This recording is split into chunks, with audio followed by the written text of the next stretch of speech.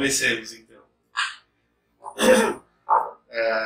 Eu fiquei responsável, né, de apresentar a parte sobre o papel da Internacional na Revolução Espanhola, né, pela Internacional Comunista e, subsequentemente, pelo PC francês, né, era de que o mais importante era garantir a Frente Popular, no sentido de que o aliado mais importante para a União Soviética seria o Estado francês burguês democrático, né, da sua potência militar, e não um eventual e suposto Estado proletário francês que demandaria um processo revolucionário que foi basicamente abortado na França, né? Então, só esse gancho inicial que a gente precisa fazer é que no contexto da Frente Popular da França, o Stalin e a Internacional Comunista, eles tiram como política garantir como seu instrumento de defesa, digamos assim, a aliança com um suposto movimento democrático burguês na França e não com a radicalidade do próprio movimento proletário na França, né? Aí ele até fecha a parte da Frente Popular Francesa, ironizando, né, de que essa decisão teria condenado dois proletariados, né, tanto o francês, abandonando a potencialidade, né, de todas as jornadas ali de 36 na França, né, com as ocupações, as greves gerais, como também o proletariado espanhol, com o processo que vai se dar ao longo da Guerra Civil, né. Bom, partindo para a Espanha, então, o Claudinho ele faz o enquadramento aqui do envolvimento do PC no movimento espanhol, né, antes mesmo da Guerra Civil Espanhola. E a questão é que, como o Claudinho coloca, até os anos 30, o Partido Comunista Espanhol ele praticamente inexistia, né? Até mais ou menos 30, 31, era tão marginal, digamos assim, e quantitativamente tão reduzido, que era praticamente uma não existência do PC antes dos anos 30. Né? E além disso, quando o PC se estrutura a partir da década de 30, ele vai se dar muito mais pela via da divisão, né, da fragmentação do movimento, né, ou seja, muito mais como uma imposição artificial, né, do que de fato por uma construção teórica nova que teria surgido na Espanha. Não é nada disso. O Partido Comunista na Espanha ele se estrutura e se consolida muito mais como uma exigência da União Soviética, né? E por isso ele surge já de forma artificial, de forma a fragmentar o movimento na Espanha, né? E marcado bastantemente pela debilidade teórica, né, apontada ali pelo Claudinho, que basicamente é uma importação das colocações de Moscou, né? Tanto é que já em 31, a linha tirada pelo PC espanhol era de que o processo revolucionário já estava se desenhando ali, né? Em 31 tem a proclamação da República, né? A queda da monarquia espanhola, né? Mas em 31 o PC estava falando de um processo revolucionário burguês puro, né? Ou seja, já reduzindo a própria potencialidade da Revolução Espanhola, né? Nesse mesmo quadro, o Claudinho esboça ali, né, de que as forças políticas principais no campo progressista, era além do PCE francês, né, espanhol, desculpa, que estava se estruturando no início dos anos 30, né, e portanto não era ainda uma força política de vanguarda, né. Quem do lado progressista, do campo da esquerda mesmo, que tinha maior hegemonia era o Partido Socialista Espanhol, né, que dirigia ali a UGT, e a Frente Anarquista Ibérica, né, que, por sua vez, dirigia o CNT. Né. Essas eram as duas principais forças políticas de esquerda. Né. O Partido Socialista, como nós sabemos bem, já mais orientado naquele momento às concepções da social-democracia, do reformismo, né. E o anarquismo, já com aquela tradição mesmo da Espanha do coletivismo agrário. Né. Bom, e nesse contexto, bom pontuar também que já desde o início dessa estruturação do Partido Comunista Espanhol, ele já tem uma fragmentação bastante considerável, que vai ser as dissidências que futuramente vão formar o POUM, né, que vão, por sua vez, se alinhar com o trotskismo. Né. O André Lin, que era o líder do POUM, ele era amigo pessoal do Trotsky, né, e teoricamente o POUM vai se alinhar bastante, até certo ponto, com o trotskismo. Então, o que o Claudinho coloca era de que o Partido Comunista Espanhol ele surge de uma fragmentação, né? Ele se autofragmenta, ele é bastante marcado por essa debilidade teórica, né? Ele não consegue desenvolver uma leitura, uma análise particular da Espanha, né? Sempre ele tem que estar importando as análises teóricas da Rússia, né? Tanto é que o Claudinho até aponta, né, que no contexto ali da formação da República, né, naquela primeira fase da República, né, aquela fase semi-ditatorial, digamos assim, né, a bandeira levantada pelo PCE era abaixo a República dos capitalistas, dos padres e dos generais, né, que o Claudinho falou, legal, é uma bandeira bastante espanhola, né, só que esse lema era completado pelo acima a formação da República dos Soviets, né? Ou seja, mostrando que era uma formulação muito mais soviética do que espanhola de fato. Né? Bom, nesse contexto do primeiro momento da República Espanhola, né, ali ainda em 31, a linha tirada pela AIC, ou seja, que vinha de fora, né, algo que era tirado por cima do próprio Partido Comunista Espanhol, era de que o PC, né, o Partido Comunista, ele de forma alguma deveria fazer qualquer tipo de aliança com qualquer outro setor político. Né? Então, a partir da IC, estava vetado para o Partido Comunista se aliar tanto com os socialistas do PSOE, quanto com os anarquistas da FAI, né? E muito menos, evidentemente, com o POUM, que, como eu disse, estava se alinhando ali com as tendências trotskistas. Né? Nesse contexto pré ainda Guerra Civil, né, da formação da Primeira República Espanhola, o PCE e a Internacional Comunista vão sempre estar colocando a defesa da República como uma política oportunista, ou seja, meio que se colocando à parte da defesa da República, né? Principalmente baseado na ideia de que a Revolução na Espanha, ao contrário do que os anarquistas já estavam consolidando a partir da Catalunha, né? E de que os outros partidos de esquerda estavam posicionando, o PCE ele colocava que a Revolução na Espanha ele tinha que ser por etapas. De novo, uma formulação bastante soviética. Né? Ao contrário do que os outros partidos de esquerda colocavam, de que tinha que se aproveitar a ruptura republicana para promover já uma revolução proletária. Né? E aí, claro, tinha toda as diferentes gamas, né, de qual revolução se estabelecer, né, a partir do anarquismo, a partir da social-democracia, enfim. Mas o PCE colocava que não era o momento da revolução. Era o momento, primeiro, da etapa democrático-burguesa na Espanha. Né? Então, o PCE vai posicionar que na Espanha tinha que seguir esse caminho etapista, né?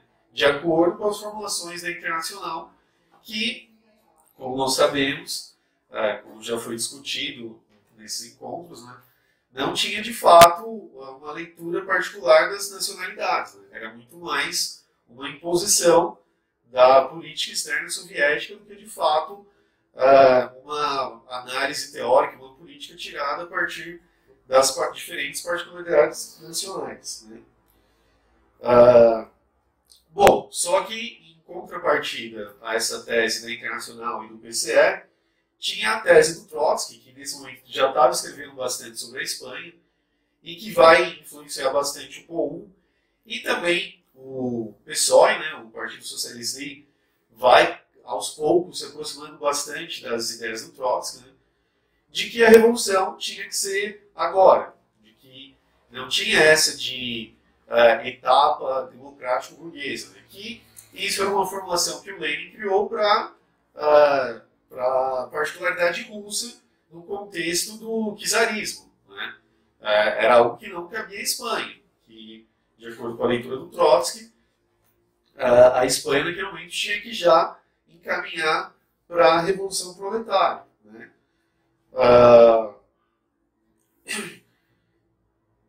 Nesse quadro político tirado pela Internacional Comunista e pelo PCE, né, além de ter essa política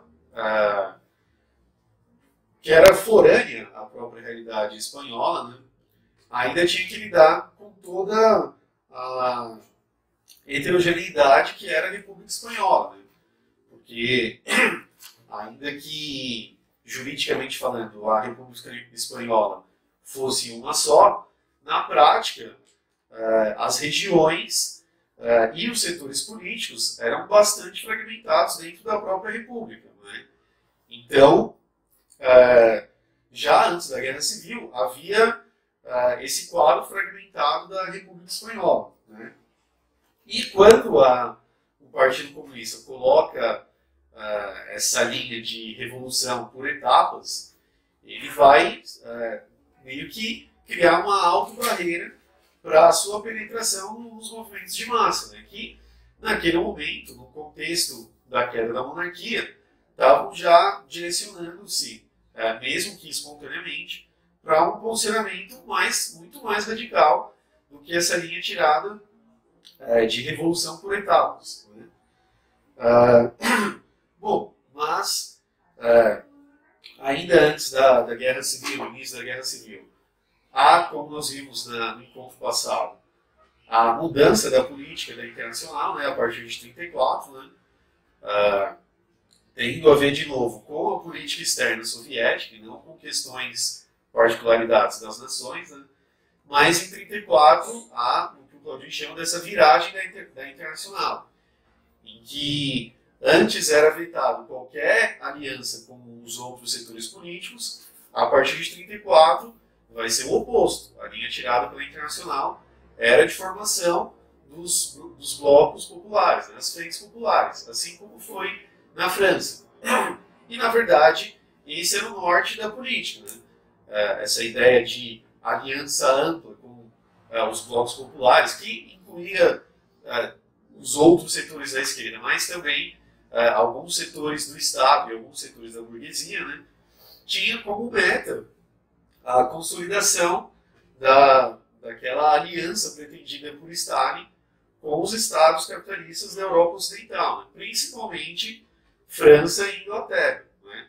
Então, para garantir essa aliança, né, só um pequeno parênteses aqui, né, a ideia era de que esses países, essas potências militares capitalistas, seriam, digamos assim, um obstáculo para a expansão fascista, nazista, né, principalmente de Hitler, numa agressão à União Soviética. Então a ideia era consolidar alianças com a França e a Inglaterra, que nesse sentido seria uma espécie de barreira, né, para impedir o expansionismo nazista em relação à União Soviética, né. Só que, como já foi dito, aquilo que o Claudinho coloca era de que o Stalin preferiu uma aliança com a burguesia desses países do que, de fato, promover uma política revolucionária nesses países, né. Então, acontece que o Stalin, com essa política, ele vai ter como aliado os setores, digamos assim, democrático-burgueses da França e da Inglaterra, e não, de fato, os setores revolucionários, os setores operários. Né? Isso, a gente vai ver, vai ter um impacto ferrenho aqui na Espanha. Né? Mas, enfim, 34 tem essa viragem, e aí o Partido Comunista Espanhol ele passa, também por imposição, a promover essa política de formação do bloco antifascista, né, da Frente Popular, que vai concorrer às eleições de 36, e esse bloco popular, né, ainda que o Partido Comunista Espanhol não fosse majoritário, né, era majoritário o Partido Socialista, né, mas quem, digamos assim, fomentou essa formação da Frente Popular foi o Partido Comunista, né? Mas, enfim, vem as eleições de 36 e a Frente Popular, ainda dentro daquele espírito revolucionário, né, que tinha nas massas espanholas, a Frente Popular, né, ela é eleita com um grau de votação assim, espetacular. Né?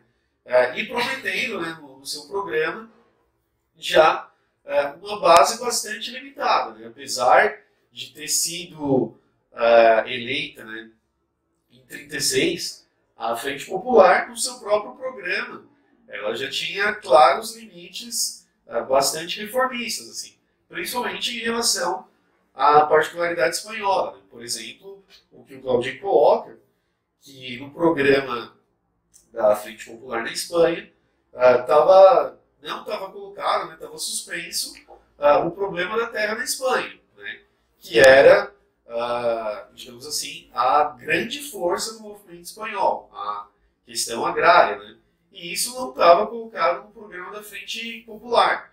Ainda assim, esse programa reformista, ele vai ser eleito, né, avançando nesse sentido, a Frente Popular é eleita, né, com esse programa reformista, só que uma vez eleita, né, os partidos burgueses que compõem essa frente, né, eles que vão acabar de fato encabeçando o governo e vão mostrar que eram partidos burgueses, né, não apresentam nenhuma grande novidade, nenhum grande avanço, né, e isso vai fazer com que as massas vão se afastando cada vez mais das direções partidárias consolidadas. Né? Tanto é que o Claudini até aponta, né, que uma vez que a Frente Popular eleita não promovia o seu programa, era o próprio povo espanhol que nas ruas e na prática, né, meio que na ação direta, que estava começando a implantar o programa da Frente Popular. Né? Ou seja, a gente vê em 36 o proletariado, principalmente da Catalunha, né? Lembrando que nos anos 30, 40% dos operários da Espanha estavam na Catalunha, né? Eles começam, por um lado, ainda naquela onda do espírito revolucionário que vinha desde 31, né? E por outro lado, insatisfeitos com essa política das direções dos partidos de esquerda, né? As massas operárias na Espanha começam a se radicalizar e elas próprias tomarem a frente do movimento, independente das direções. Né? Então, começa ali uma série de movimentos de ocupação de fábricas, de greves gerais e, principalmente a partir do movimento anarquista, os processos de coletivização das terras, né? O início, né, da Revolução Espanhola, propriamente dita, né, ali na Catalunha, com os anarquistas. Né? E, por outro lado, como resposta da direita a esse movimento, vai ter a irrupção ali no sul da Espanha, né, em Marrocos, da conspiração dos generais, né, que já de muito tempo se sublevavam por debaixo dos panos, né, mas a partir de 36 eles, digamos assim, saem da casinha, dão um golpe de Estado ali no sul da Espanha, né, e se coloca como uma força contra-revolucionária, né, no campo da direita, se propondo a barrar esse movimento revolucionário que estava despontando principalmente na Catalunha, né?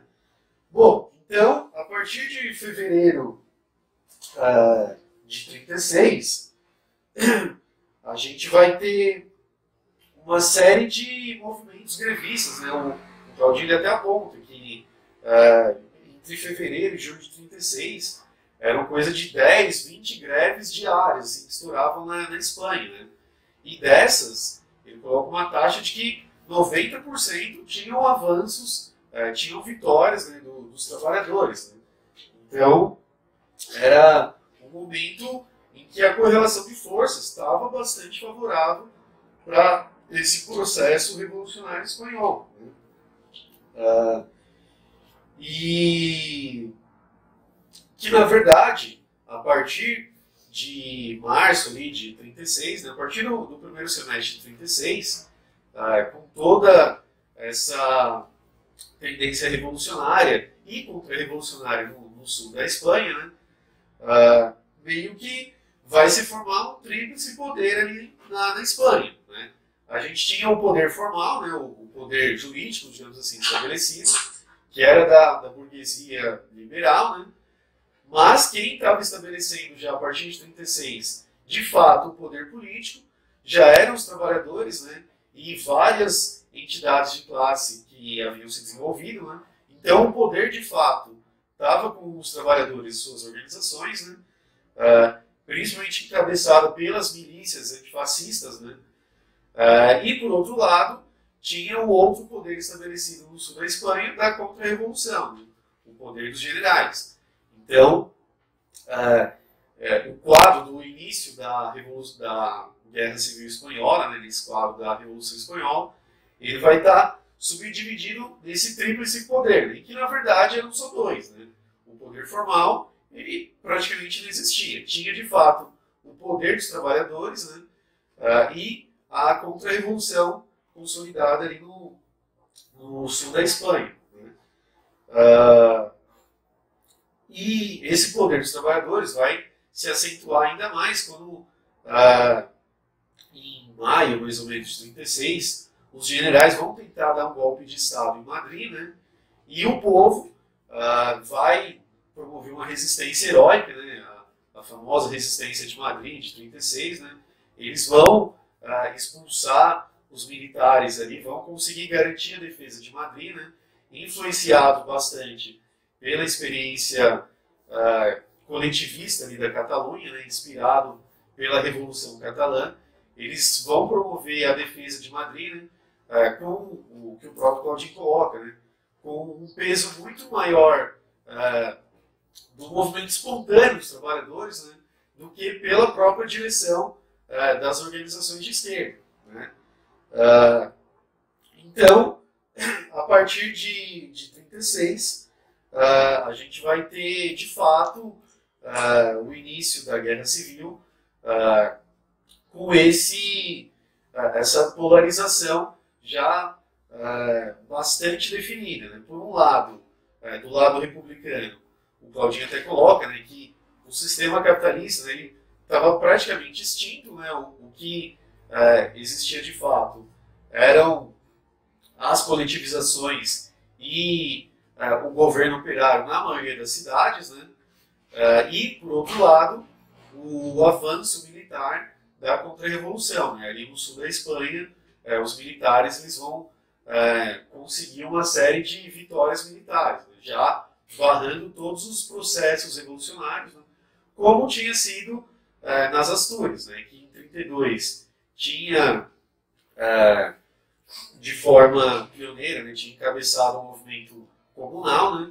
Que vai ser duramente reprimido por essa contra-revolução militar, né? E isso se estabelece também no sul da Espanha, né?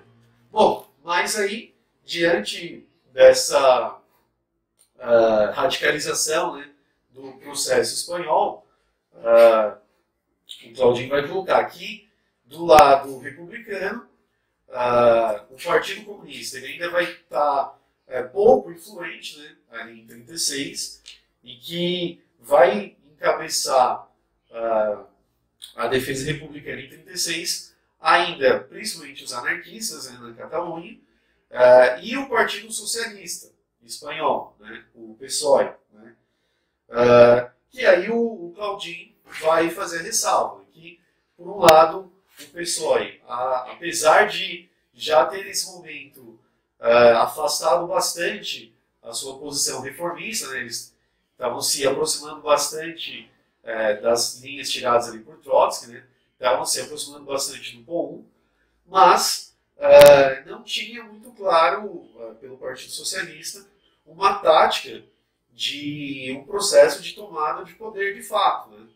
Então, o Claudin vai apresentar isso como uma debilidade do Partido Socialista. E, por outro lado, os anarquistas, apesar de estarem promovendo todas aquelas experiências formidáveis, né, de coletivização, né, a revolução de fato catalã, né, ele vai falar que os anarquistas eles subestimavam um pouco o perigo do fascismo. Né? Então, promoviam todas aquelas coletivizações, né, o comunismo liberal, né, como era dito, mas não tinha de fato condições para um enfrentamento armado, até um enfrentamento militar com o fascismo, né? E os anarquistas eles tinham várias ressalvas em estabelecer uma aliança com os outros setores de esquerda, né? Até porque o Claudin vai lembrar, né, que em governos anteriores, governos que contavam com a composição do Partido Socialista e do Partido Comunista, os anarquistas já tinham sido bastante reprimidos. Né? Então, nesse sentido, eles vão ter bastante ressalva em se aliar com os outros setores de esquerda. Né?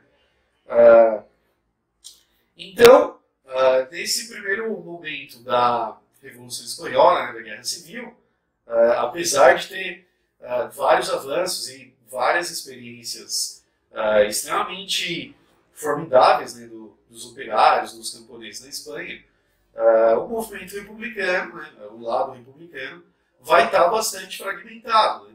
Não vai ter uma política única, né? Não vai ter uma unidade, de fato, de luta antifascista. Né? Vai ter toda essa fragmentação. Né?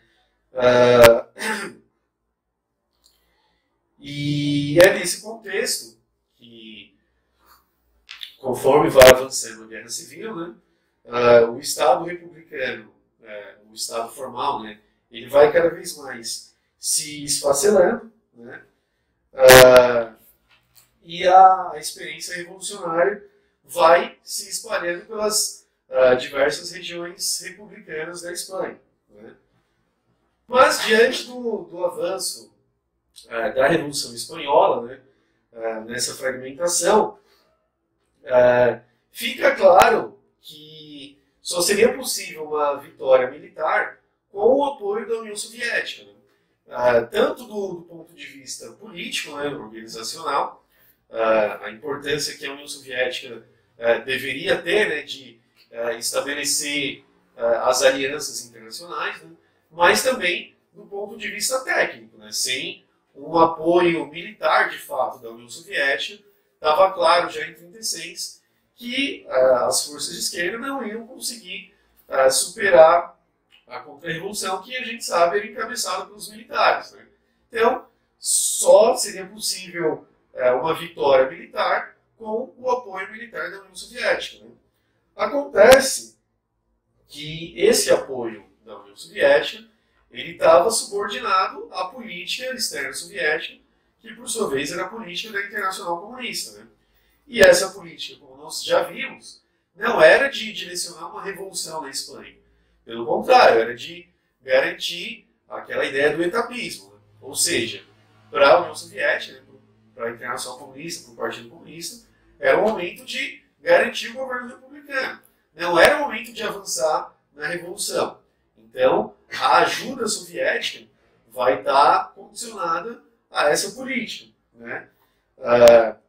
De forma que, naquele momento, o que o Partido Comunista colocava era de que o processo revolucionário, desde as coletivizações na Catalunha até as ocupações e os contrapoderes formados nas outras regiões da Espanha, né, pelo Partido Socialista, pelos anarquistas, o Partido Comunista vai falar que aquilo eram excessos, né, ou seja, algo que tinha que ser refreado, e que, na verdade, o que deveria ser feito naquele momento era garantir o governo republicano.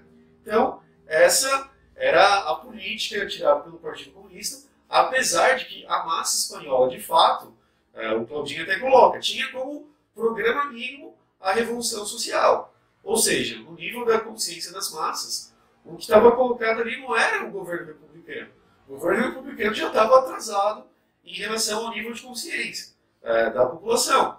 O que estava estabelecido naquele momento como norte mínimo era a revolução social. Ou seja, era no mínimo acabar com os privilégios dos latifundiários, era no mínimo coletivizar as terras.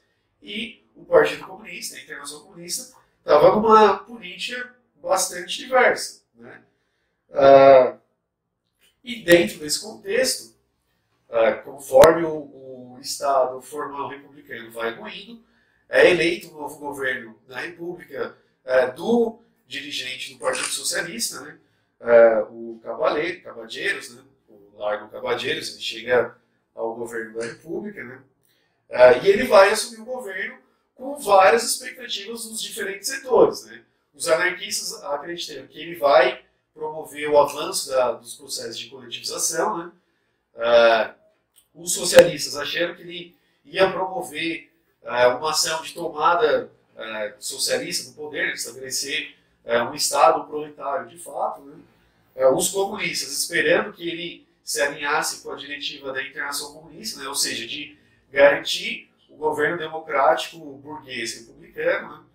Mas o Cabageiro, na verdade, ele vai tentar conciliar com todos os setores, né? E, exatamente por isso, ele vai entrar em choque com todos os setores e o governo dele vai se esfacelar. Até porque, como ele não se enquadra com a linha política tirada pela Internacional Comunista, o Partido Comunista Espanhol e a diretiva de Stalin vai trabalhar para derrubar o governo socialista do Lula. Além de estar refreando a Revolução Espanhola, né, o Partido Comunista Espanhol estava trabalhando para minar ali o governo reformista, a gente pode colocar assim, né, o governo social-democrata do Largo Cavadeiro, né? E nesse contexto, a CNT, né, os anarquistas e o POUM, que eram os setores que eram menos suscetíveis ao quadro internacional, né? Ou seja, aqueles que, digamos assim, tinham maior autonomia no movimento espanhol, né? Eles acabavam ficando mais ou menos espremidos, né? Nessa política ou da República Democrática Burguesa ou da tomada de poder proletário, né? A CNT, por exemplo, defendia o processo que estava acontecendo na Catalunha. Ela queria expandir aquilo para toda a Espanha, né? Aquilo era o norte do que seria um processo revolucionário para os anarquistas, né?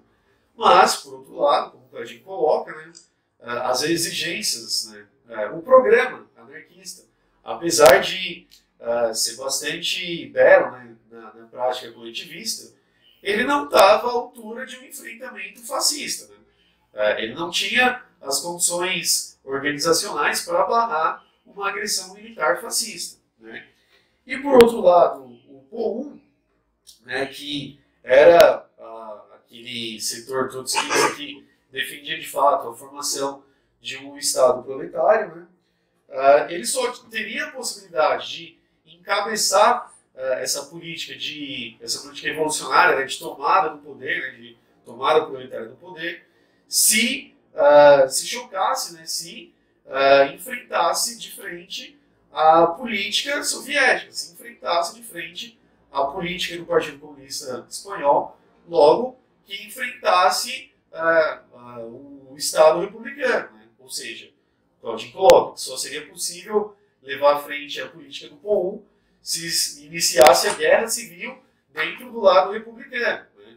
Ou seja, se o POUM militarmente desbancasse o Partido Comunista Espanhol e as tendências democrático-burguesas. Né?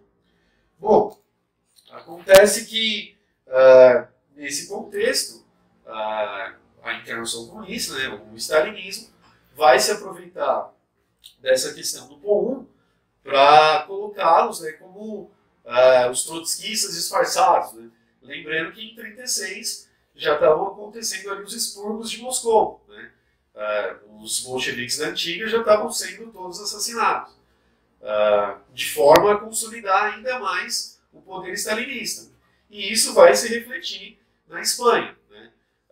Começa a ter uma perseguição de fato, tanto aos anarquistas, né, no menor grau, mas principalmente ao POUM, né, aos militantes do POUM, que eles eram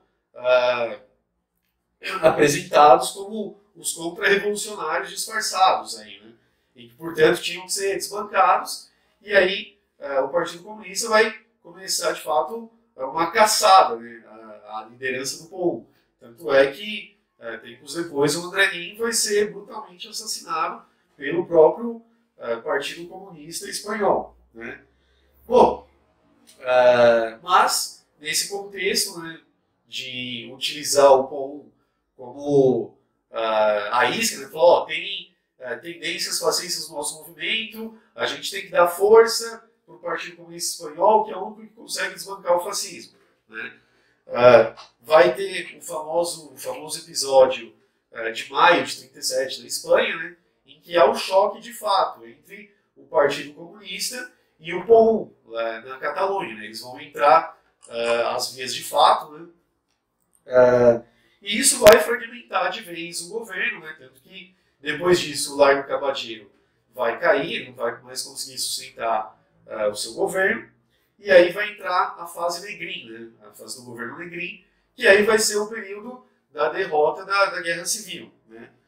Bom, só que nesse contexto, né, da transição do Largo Cabadeiro para o Negrin, a política do PCE, né, a política da Internacional Comunista, era de que tinha que consolidar, como eu já falei, o governo estatal republicano. Né? Não era momento da Revolução Espanhola, não era momento de uma tomada do poder, era momento de garantir a etapa democrático-burguesa. Né?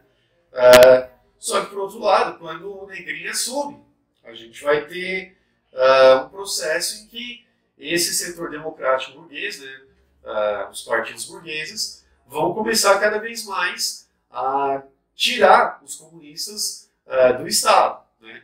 Então, o que vai acontecer a partir de maio de 1937, né, de 1937 em diante, é um movimento que é o seguinte: depois do julho de 1936, né, tinha ficado claro que o Partido Comunista era de fato o que, por sua organização, né, por sua disciplina e tal, era aquele que conseguia realmente barrar o fascismo, era o que conseguia enfrentar pau a pau as organizações fascistas. Né?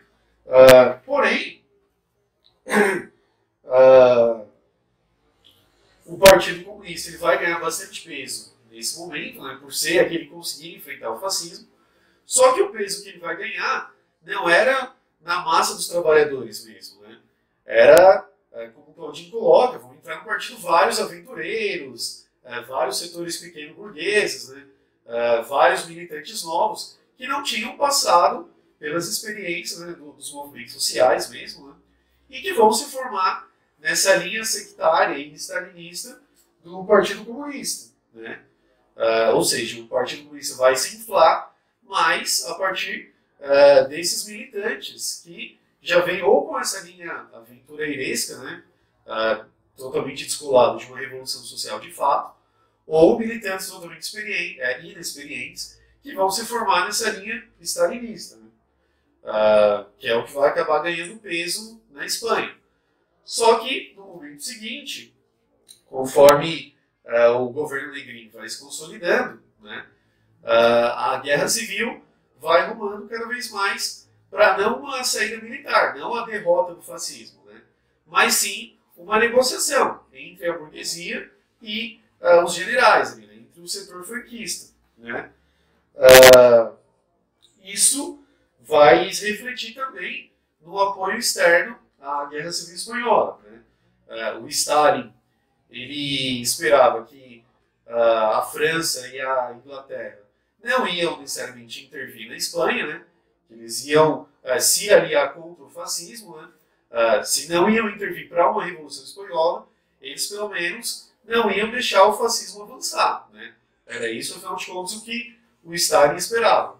Porém, do ponto de vista capitalista, para a situação espanhola, a melhor saída não era o governo democrático burguês, a melhor saída era o fascismo. Então, a Espanha e a França e a Inglaterra, desculpa, vão meio que indiretamente apoiar o avanço fascista, né? Para impedir que aquele espírito revolucionário das massas avançasse. Então, para a França e a Inglaterra, por mais que tivesse momentaneamente aquele avanço do fascismo, valia a pena refrear aquele movimento revolucionário, né?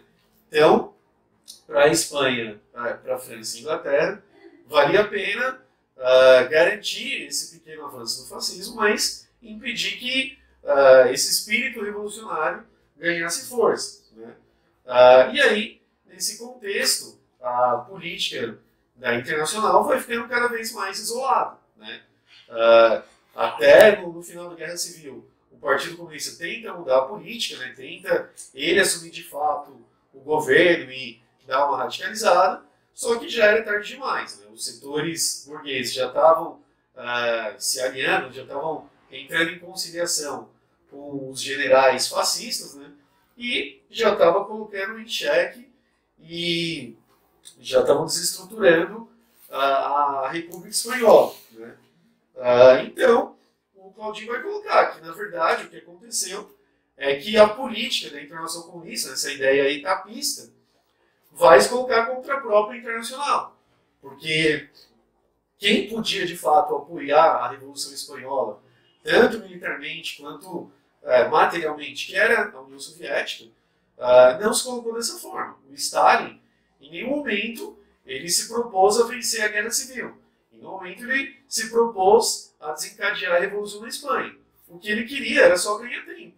Era só fazer a resistência espanhola ir se estendendo, né, até ele conseguir uma saída, estabelecer essas alianças com a França e com a Inglaterra e tentar uma saída democrática burguesa na Espanha para consolidar essa aliança, né? Então, até se a gente avalia, né, o nível de apoio material que a Alemanha e a Itália forneceram para o Franco, nem se compara ao que Stalin forneceu para a Espanha, né? Apesar da União Soviética ter formado as brigadas internacionalistas, ter fornecido algum equipamento militar, nem se compara com o que Mussolini e Hitler forneceram para o Franco, né? E claro que militarmente isso vai fazer toda a diferença para a contra-revolução ganhar a Guerra Civil, né? E por outro lado, a gente vai ter as potencialidades da Revolução Espanhola, né, que estavam ali estabelecidas, totalmente esfaceladas, né?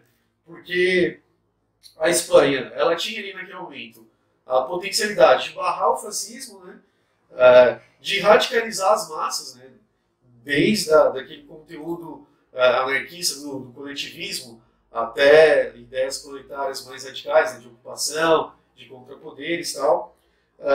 Mas a Espanha tinha realmente essa potencialidade de transformar a guerra civil, né, em uma guerra de libertação, que afinal de contas contava com essa participação da Alemanha e Itália, né? Então tinha de fato todas as condições para uma tomada de poder no sentido de uma revolução socialista de fato. E isso não foi levado adiante por uma política do Partido Comunista Espanhol, né, que na verdade não só não assumiu sua responsabilidade histórica, né, como na verdade ele foi o principal responsável de refrear esse processo revolucionário, né? Bom, tem mais um monte de coisa para ir colocando, mas a gente abre a discussão aí aos poucos e eu lanço mais algumas outras contribuições. O Cardinho também Se você tem que pegar a situação da Espanha na década de 20, né?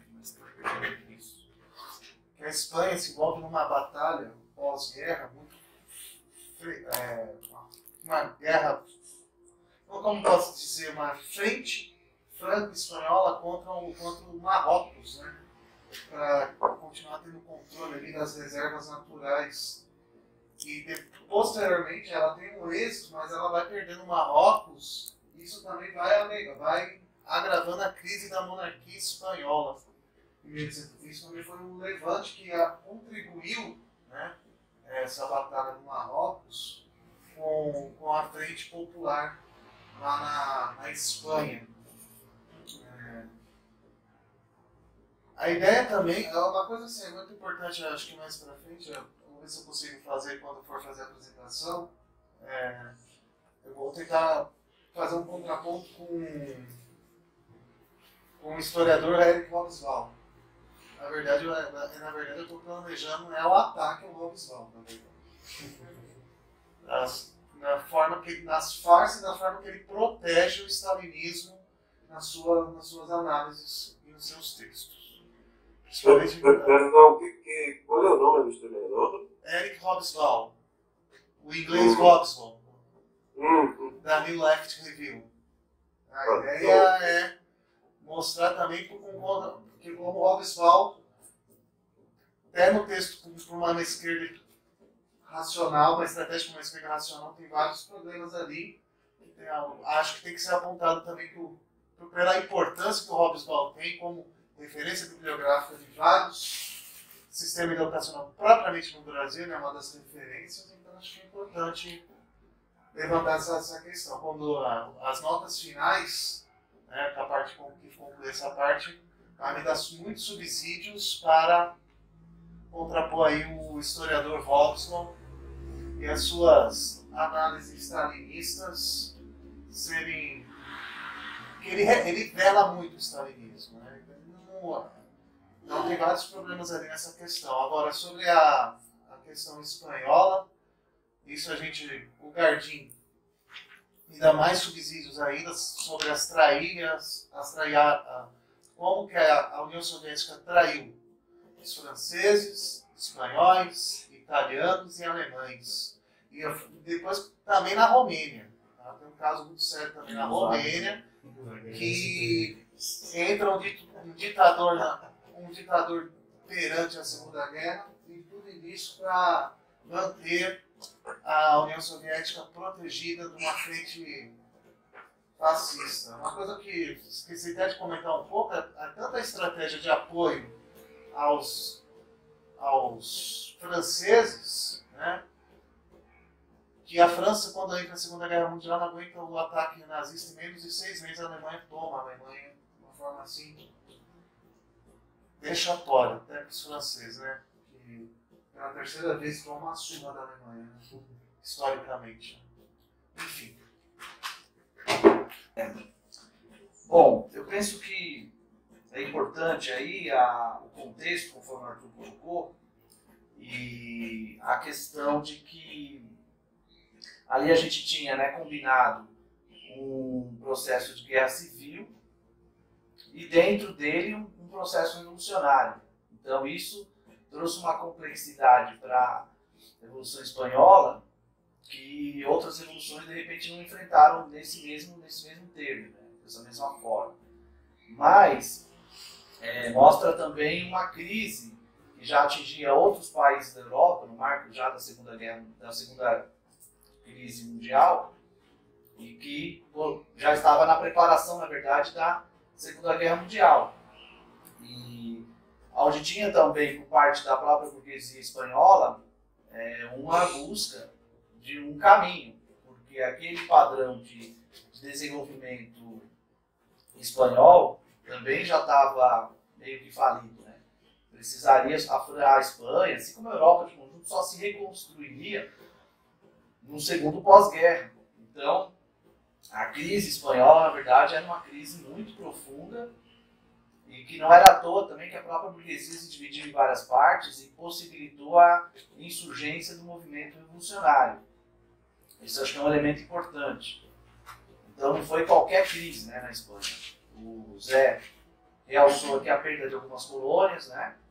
Quer dizer, a Espanha teve uma queda econômica violenta no curto prazo. Perdeu Cuba em 1890 e depois perde a Indonésia, Marrocos também. Marrocos, Eles perdem algumas aí formou a colônias. República do Rifle, né, em Marrocos em 26. Então, eles perdem algumas colônias que vai mina, né? Coloca eles numa berlinda e ao mesmo tempo a dificuldade da própria burguesia de se recompor.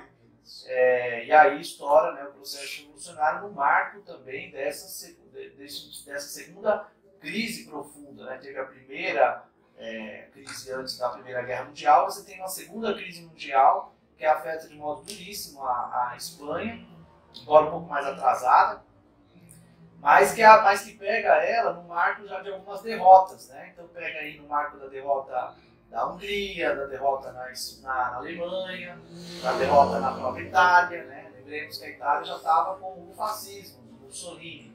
Então as forças fascistas da Espanha já têm onde se apoiar, né? Já tem um padrão para seguir, tanto o padrão fascista como nazista. E vão também ter apoio militar, né, dessas potências, que não era qualquer país. Então, realmente uma condição bastante complicada.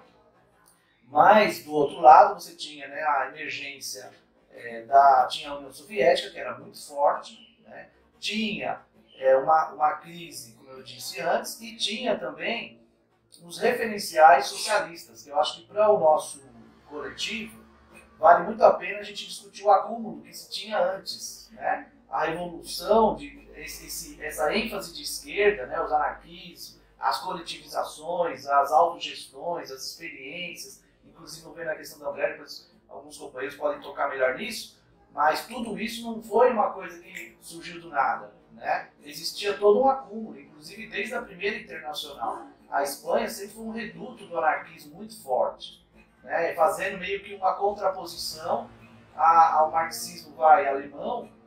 A Espanha ela se contrapunha um pouco a isso. A Espanha e a França eram dois redutos fortes do anarquismo, ao passo que a França, a Alemanha e a Inglaterra já tinham um peso maior do marxismo. Então, essa contraposição já existia, o anarquismo era bastante forte. Já existia uma tradição operária também, uma organização operária muito forte, né, na Espanha, com a CNT, a FAI, então a própria UGT. Então você tinha duas centrais de massas, de esquerda, onde também não tinha o peso das traições, né? Pelo menos até então, tivemos o movimento sindical, operário, popular, espanhol, ele era meio que isento ainda, né? Desse processo tão problemático que hoje já se passou, todas essas traições. Então acho que é importante identificar isso, que é o que seria chamado de acúmulo de poder popular, né? Já existiam alguns acúmulos anteriores e que são muito importantes, porque quando estoura a crise, digamos assim, rapidamente já se desenvolvem experiências, né? As experiências já se alastram para esse tipo de autogestão que a gente viu aí, principalmente na Catalunha e em Aragão, mas também em Madrid. A possibilidade de um partido marxista, revolucionário, unificado.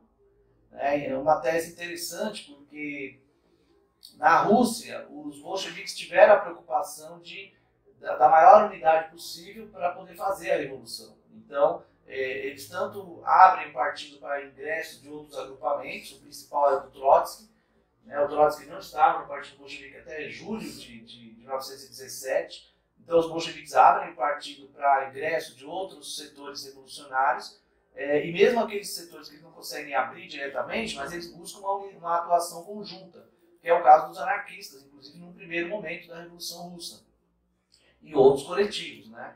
Socialistas de esquerda e tudo mais. Então, houve uma preocupação da unidade, o que não acontece na unidade para fazer a revolução. Enquanto que na Espanha, o PC condiciona a unidade a isso que o Arthur disse, né? A não revolução, a preservação do Estado burguês, da democracia burguesa. Então, acho que é importante identificar também essa diferenciação, né, da postura. Porque existiu, segundo o Claudinho, a possibilidade da conformação de um partido marxista revolucionário que teria, né, consequentemente, potencializado o movimento. Mas o PC não concordou porque ele era minoritário, né? Essa proposta partiu dos setores de esquerda do PS, do PSOE, né? E o PCE não concordou porque eles eram minoritários e eles não queriam abrir mão da linha da Terceira Internacional. Então, para ver como que esse processo também teve a sua influência. E a última coisa que aí ficaria como questão, até que ponto, né, foi uma companheira Nora Ciapone, colocou esse questionamento alguns anos atrás, se teria sido correto a ruptura do Trotsky com o POUM, porque o POUM ele apoia a Frente Popular, né, e o Trotsky não aceita esse apoio, diverge desse apoio, mas não apenas diverge, ele rompe, né, porque o Trotsky tinha uma relação política muito próxima do POUM. Parece que o POUM até fazia parte dos grupos ali da oposição que visavam a construção de uma nova internacional.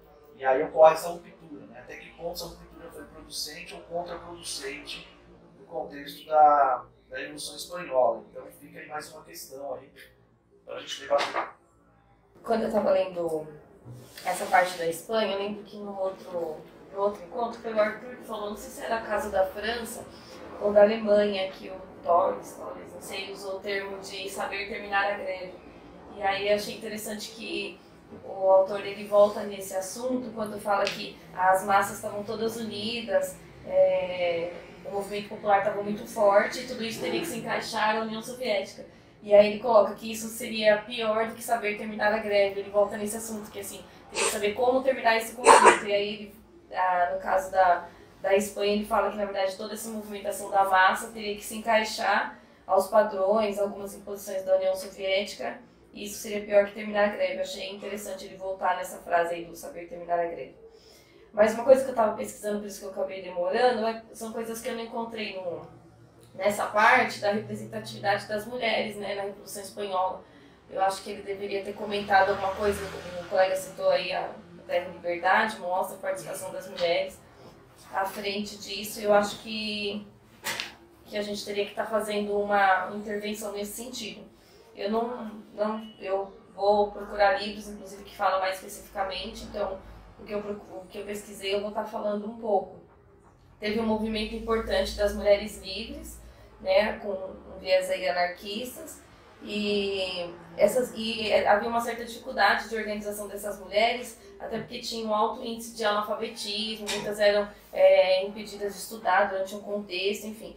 E essas mulheres auxiliaram muito esses grupos da Espanha, né, nos movimentos populares. Auxiliava tanto em relação àquelas tarefas ainda consideradas de mulheres, fazendo refeitórios, servindo e aos cuidados de ferimentos, etc., como também pegavam armas, algumas davam inclusive aulas de como acionar lá os rifles, enfim.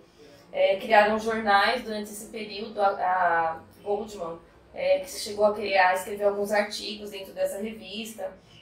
Tinha algumas propostas delas de acabar com a prostituição, com as casas de prostituição, que haviam muitas na Espanha, enfim. Eles não eram considerados, as mulheres, esse grupo de mulheres livres, pelo que eu entendi, não era considerado um grupo feminista, mas assim um grupo de mulheres que visavam uma igualdade dentro daquele contexto da Revolução. Então acho que seria importante voltar lendo mais, pesquisando mais sobre o assunto, mas acho que seria bacana a gente fazer algumas intervenções aí, mostrando o papel da mulher, que ela realmente pegou a arma e muitas foram lutar igualmente com os homens. Tá bom? Como o Arnaldo estava falando, o drama que é a Revolução e a Guerra Civil Espanhola, por tudo que representou em vários sentidos. Assim. O Arnaldo até lembrou que em vários momentos, claro que exageradamente, mas muita gente apresentava, né, a Guerra Civil como a última guerra que teria valido a pena ser lutada, né, porque depois da Guerra Civil se inicia um período de retrocesso, né, não só dos movimentos, mas principalmente do nível de consciência assim, das massas. Né. Se a gente pega ali Europa Não, Ocidental. pelo amor da esquerda. Pois é, se a gente pega ali, principalmente na Europa Ocidental, né, a própria ideia de revolução, depois da Guerra Civil Espanhola, basicamente se perde. Assim. Não há nenhuma outra experiência nesse sentido na Europa Ocidental, depois da Guerra Civil Espanhola.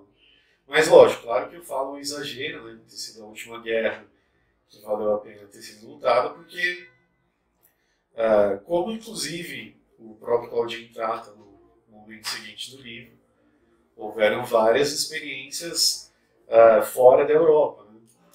E pegar esse gancho para fazer um paralelo, né, do grande drama que representou o que foi, né, tudo que foi a Guerra Civil Espanhola. Né?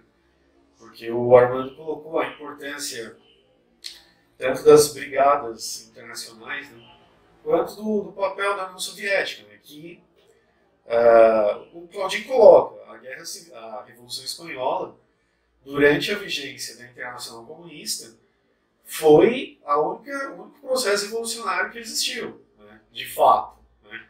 Houveram algumas experiências que se aproximaram de um processo revolucionário, mas revolução mesmo, a única que aconteceu durante o período da Internacional Comunista foi a Guerra Civil Espanhola. Né. E aí a gente vê a tragédia de que aquilo, né, que deveria impulsionar essa revolução, que era a Internacional Comunista, que era a União Soviética, acaba servindo ao contrário, né, para refrear o movimento revolucionário. Né. Fazendo um paralelo aqui. Né. Se a gente pega as brigadas internacionais, Cuba também, por exemplo, organizou uma série de brigadas internacionais pós-revolução. Né. O Armando estava lembrando aqui do Reino, eu lembro bastante do Padura, né, aquele romance O Homem que Amava os Cachorros. Ele mostra também a presença dos soviéticos, né, na Guerra Civil Espanhola, ali, né, também mostrando esse fato de que eram soviéticos que tinham o domínio técnico, né, da luta militar mesmo, né, para além da milícia, né, para a organização militar de fato, né, mas como acaba se organizando isso para a política externa soviética. Né. Esse que é o grande drama, e é uma política externa que naquele momento já tinha se consolidado como a política do socialismo num país só. Né. Ahí estaban los otros, disculpa, Claro, estaban los otros soviéticos que también iban para allá, que eran grupos de represión y tortura. exatamente. Entonces iban a cazar trotskistas, anarquistas, Exatamente. no, personas que eran considerados enemigos del PCD. Hacían esos grupos de represión, eran grupos de tarefas, la policía soviética. Tremendo. Sim. Inclusive para formar os militantes espanhóis nessa linha. Né. Os militantes ali, os próprios espanhóis mesmo, que tinham sua formação nesse campo, eles saíam com essa postura stalinista, repressiva também. Lembra, né, como o Padura conta lá no Homem que Amava os Cachorros, que o Mercader, né, o assassino do Trotsky, ele é treinado a partir da Guerra Civil, né, dessa intervenção da União Soviética na Guerra Civil. Mas, por exemplo, o que eu estava falando de Cuba, é que as brigadas, digamos assim, brigadas internacionais que Cuba vai organizar, né, algumas delas encabeçadas pelo próprio Che Guevara, né, elas vão principalmente para a África, né, com o intuito de dinamizar os processos revolucionários de libertação nacional. Né. Ou seja, com essa proposta de, uma vez que há um Estado proletário, que esse Estado, de fato, intervém no sentido da revolução. Né. Caminho contrário que seguiu o Estado soviético, né, em que você tinha um Estado que tinha as condições de intervir em diferentes processos revolucionários. Né. A Espanha é o que ficou mais claro. Mas ao invés de intervir para dinamizar a revolução, acaba seguindo um caminho totalmente oposto, né? Acaba utilizando todo o seu aparato de Estado mesmo para refrear o processo revolucionário. E isso na Espanha vai ser um drama tremendo, porque assim como o Armando colocou, né, que a vitória militar mesmo dependia da União Soviética. Não tinha como equivaler o exército de Franco, com a ajuda que ele tinha da Alemanha e Itália, com o que o lado republicano tinha, no qual o seu aparato militar era muitas vezes um improviso. Assim.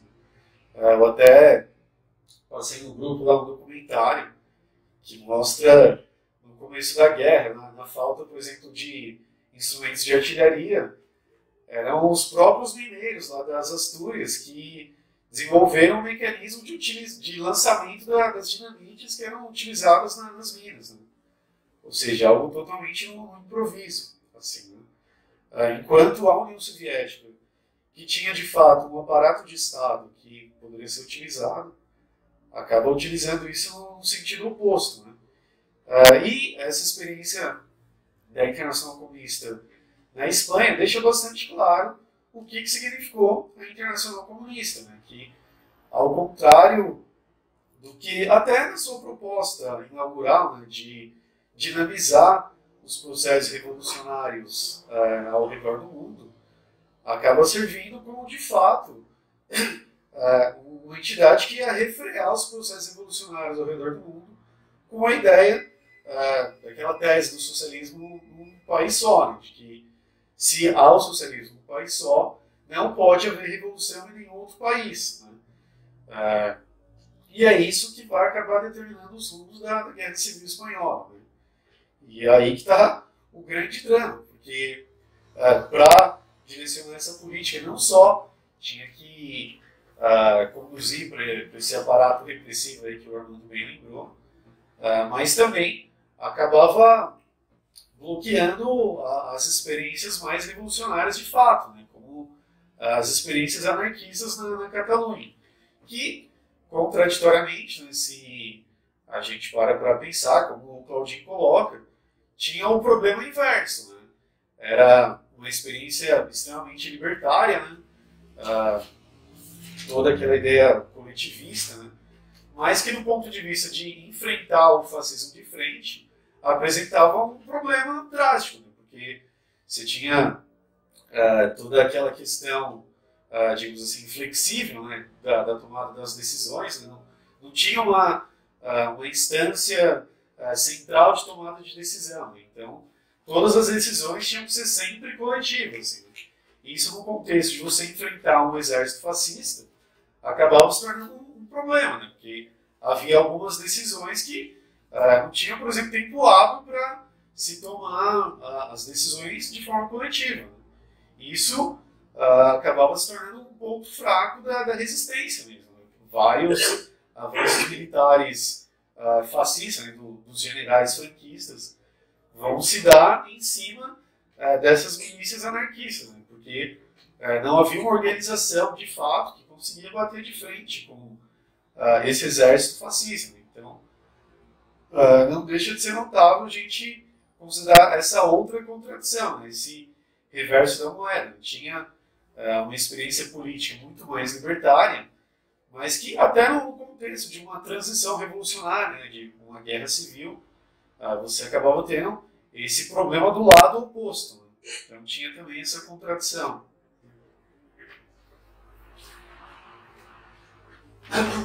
Tendência geopolítica também dos Estados Unidos e em relação ao Sul. Mas eu achava que valia a pena em algum momento, depois da discussão do Claudinho, a gente pensar na discussão desse processo que está acontecendo atualmente em Rojava.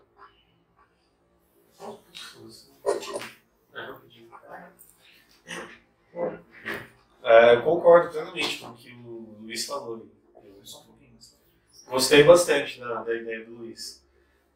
Só o que eu ia falar dessa questão feminina, só um pequeno parênteses mesmo que eu esqueci de falar, né? Que não deixa de ser uma curiosidade também, que durante a Guerra Civil houve de fato essa repressão, principalmente a partir da IC, né, a partir da União Soviética, de impedir que as mulheres lutassem na linha de frente, né, e fossem para a retaguarda, ali, né, para trabalho de enfermaria, cozinha e tal.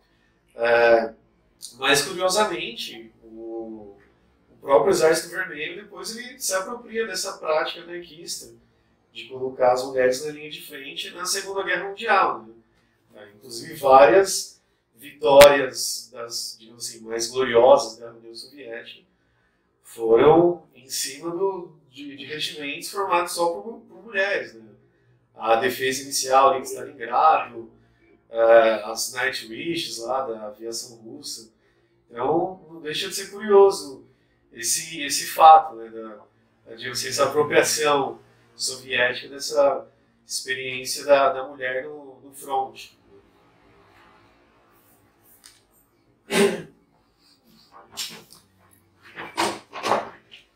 Acho que é importante nessa questão da mulher aí, na Revolução, encaixar isso dentro de um conjunto maior. Tem uma frase até do filme das Libertárias, que é onde ela diz o seguinte, que ela também quer fazer a revolução delas. Elas também querem se livrar da opressão específica delas. Então, a revolução ela acaba tomando esse caráter muito mais amplo, de fato um caráter revolucionário mais global, e não apenas, né, econômico, enfim. Acho que é muito interessante a experiência espanhola por conta disso. Ela abre ali todo um caudal sociocultural, né, de vários setores oprimidos se lançarem. Então, tem a discussão da rebelião contra a igreja, né, contra o poder econômico, mas também que a igreja exercia em termos educacionais, né, confissionais, em termos sexuais. Então, tem uma revolução sexual também aí envolvida. Por trás dessa questão das mulheres se armarem e ir ao fronte, não é simplesmente porque elas querem derrotar, né, o fascismo, claro que também mas porque elas também querem se dotar de uma força capaz de colocar elas perante os homens em uma outra posição, né? Então, é por isso que elas não aceitam ficar nos serviços de casa ou comida, ou também fazem isso, mas, vamos dizer, um grupo muito grande de mulheres vê na sua participação ativa, né, militar, inclusive na Revolução, um momento também de autolibertação. Então, acho que isso é muito importante frisar. E não é à toa que elas vão perdendo também, quando começa o descenso do processo revolucionário, que elas vão perdendo também esse poder militar. É um pouco o que acontece também na Revolução Russa de um outro jeito, né? Que a gente viu o livro da Wendy Goldman, de que as mulheres vão perdendo o poder também na Revolução Russa, conforme elas também perdem o poder de trabalhar, né? Elas perdem os empregos nas fábricas e voltam ao lar. E na Revolução Espanhola elas vão perdendo também o poder armado. Então acho que isso é muito interessante identificar, né? E acho que é uma cláusula interessante porque parte importante do poder feminino hoje, né? O Luiz citou um exemplo que é a luta dos curdos, né? Os setores anarquistas curdos, onde tem a guerrilha das mulheres mesmo, e elas utilizam isso também como meio de se colocar uma força, né, de libertação perante os próprios homens. Então muitas defendem o amor livre, defendem o não casamento, etc, etc. E também, dentro disso, acho importante um avanço também que tem na Revolução Espanhola, que somente esses dias que eu me dei um pouco conta, conforme eu comecei a olhar vídeos e tal, que é um avanço também cultural, né, em termos de música, de hinos. Tem muita música espanhola, né? Até fiz uma brincadeira ontem com o Armando, porque ele nos ensinava espanhol utilizando alguns hinos, algumas músicas da Revolução Espanhola, né? Aquela lá do Galho Vermelho e o Galo Preto, que eu mostrei ontem, mas que mostra, né, os dois setores em luta, mas houve muitas músicas, né? Você vê mais de 120, 200, 300 músicas, sei lá, talvez muito mais. Mas também poesia, também cartazes, né? Tem muitos cartazes, muita arte que foi desenvolvida nesse período, muitas experiências educacionais, de construção da educação em outros termos. Então, assim, o aspecto cultural e social da Revolução muito forte, né? Eu acho que tem muita coisa realmente a ser aprendida com a Revolução Espanhola, né? E uma outra coisa também que eu queria tocar aqui é na questão da guerrilha e das milícias versus exército, né? Porque, de repente, claro, para enfrentar o fascismo, o exército ele é mais eficaz do ponto de vista de uma batalha campo contra campo, né? Mas do ponto de vista também ele foi uma forma de submeter as armas a um controle da parte do poder burguês, né? Inicialmente utilizando-se ali do PC, então o PC acabou ficando com a função de recompor o exército, até porque tinha a intermediação da União Soviética, né? Que era quem estava dando as armas, e a União Soviética utilizou isso para poder fortalecer a sua posição na Espanha. Como disse o Arthur no início, o PC era muito fraco na Espanha, né? Então, na verdade, ele se constrói durante o processo, utilizando-se desse prestígio da União Soviética e também das armas, dos especialistas, etc, etc. Mas, das milícias internacionais, mas esse controle também do exército, essa centralização, ela também acabou servindo num processo de descenso revolucionário para um maior controle, para evitar justamente que os trabalhadores e os setores populares pudessem fazer a revolução vingar.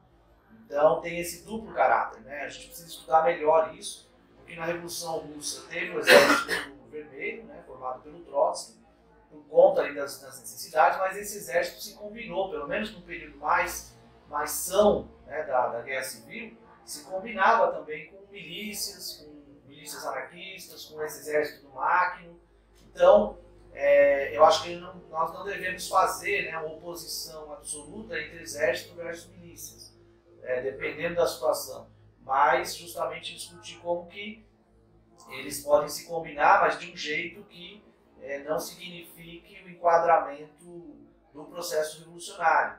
Então, eu acho que é importante distinguir essa questão, né? No momento que você tem a experiência russa, no seu melhor momento, que conjuga essas várias iniciativas, depois no seu descenso ela tem a necessidade de destruir as outras formas de organização mais espontâneas, mais de base, que são as milícias, o próprio exército de Máquina, e também a gente vê isso na Espanha, né? Conforme o processo vai sendo enquadrado, o que falou a Renata, eles vão tentando enquadrar a revolução nos marcos democráticos burgueses, então para isso também tem que destruir todos os poderes populares, os contrapoderes. Uma outra coisa que eu queria pegar é o papel do anarquismo, né? Tem aquele documentário que o Arthur coloca, quando se tratou da tomada do poder, né? Particularmente na Catalunha, onde eles conseguiram ter uma força muito grande na base. No filme Terra e Liberdade mostra bem isso. Então eles praticamente dominam a Catalunha, mas eles não se dão a tarefa de tomar o poder. Tem um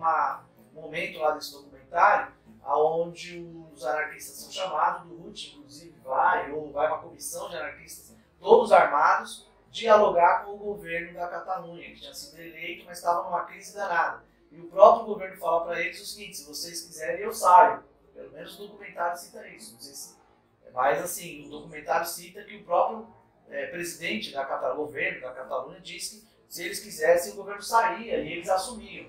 E no entanto eles acabam dizendo: não, fica aí, né? Porque a gente não quer assumir, a gente quer tocar a revolução pela base, a gente quer expropriar cada vez mais, coletivizar, a gente quer fazer o processo pela base.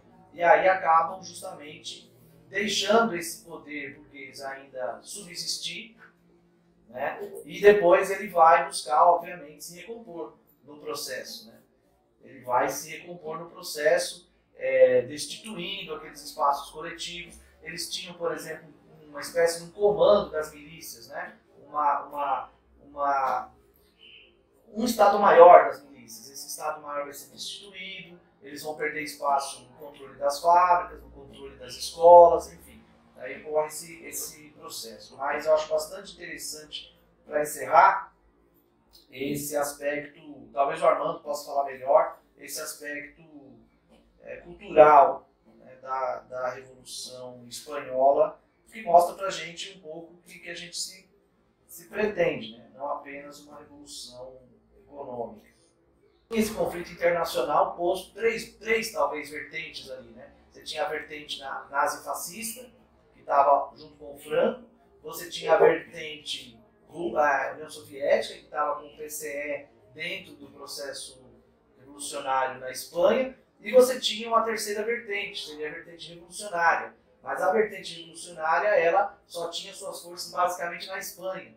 Então o Armando chama a atenção para isso, quer dizer, as massas europeias, as massas revolucionárias europeias, tinham sido, nos principais países, ou derrotadas ou contidas de antes, e não conseguiram nesse momento se posicionar no processo, né? Isso poderia ter fortalecido a veia, o viés revolucionário na Espanha, mas isso acabou não acontecendo.